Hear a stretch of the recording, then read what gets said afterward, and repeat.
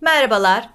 Bugün sizinle öksürük, bronşit, astım ve diğer solunum sistemi rahatsızlıklarınıza iyi gelecek ve özellikle çocuklarda balgam sökmesine çok büyük katkı sağlayacak doğal bir tedaviden bahsedeceğim. Ben yıllardır bunu uyguluyorum.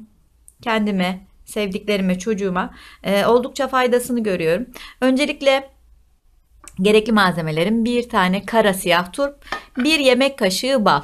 Doğal süzme bal bulabilirseniz çok daha faydalı olacaktır. Baştan hatırlatayım, içerisinde bal kullanacağımız için 2 yaş altındaki çocuklarda alerji yapma riski çok yüksek olduğundan dolayı bu tarifi 2 yaşın altındaki çocuklarda kullanmayınız.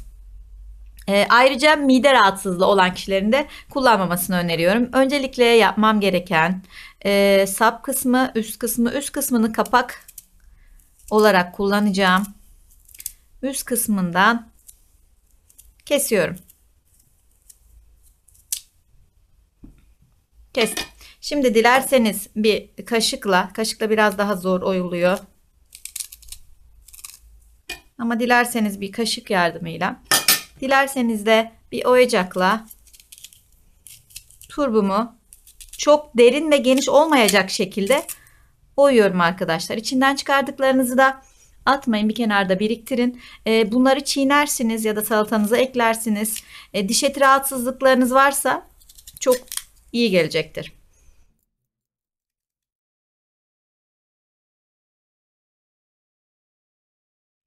Bu kadar.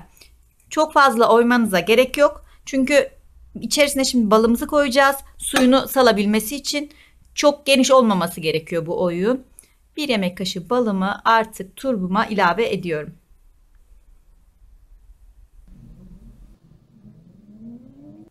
Evet, bir yemek kaşığı balımı turbuma ilave ettikten sonra ayakta durabilmesi için ölçüsüne uygun bir bardağa yerleştiriyorum. Arkadaşlar bunu iki şekilde yapıyorlar. Sap kısmını kesip alttan böyle küçük delikler açıp bardağın içerisine turp, öz suyunun ve balın akmasını sağlıyorlar. Gerek yok, zaten içerisinde bu oluşuyor ve daha fazla öz suyu salmış oluyor. Ben o yüzden delik açmıyorum.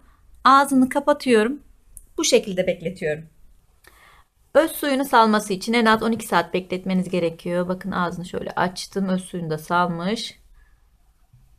Hatta altını ben delmeme rağmen, herhangi bir delik açmamama rağmen sap kısmında şu şekilde sıvısını da akıtmış. İçerisinde de bu şekilde birikmiş. En az böyle 3-4 kaşık kadar çıkıyor. Bir turbu tek kullanım yapıp atmak zorunda değilsiniz. 2 kere kullanabiliyorsunuz. Taze olmasına özen gösterin ve balınızın kaliteli, güzel, hakiki bir bal olmasına önem verin. Bakın, bunda da bu şekilde sıvı birikmiş.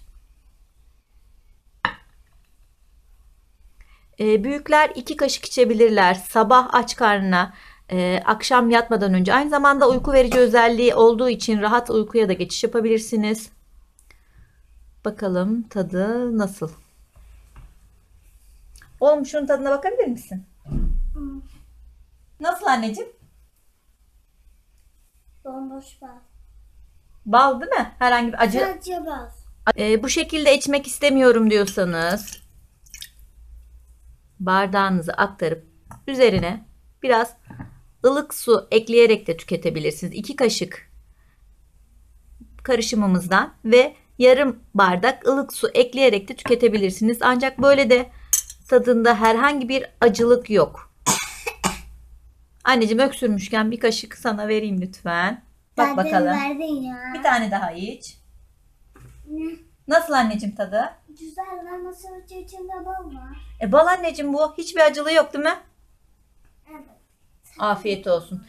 İzleyen herkese ya da öksürdüğünü bildiğiniz, balgamını çıkartamadığınız çocukların daha rahat bir şekilde balgam çıkartmasını sağlamak adına siz de paylaşın lütfen bu bilgiyi. Çünkü çocuklar balgamını büyükler gibi rahat çıkartamadıkları için daha sonrasında bu mide sorunlarına yol açıyor. Özellikle gastrit, yanma, bulantı, ağrı yapıyor.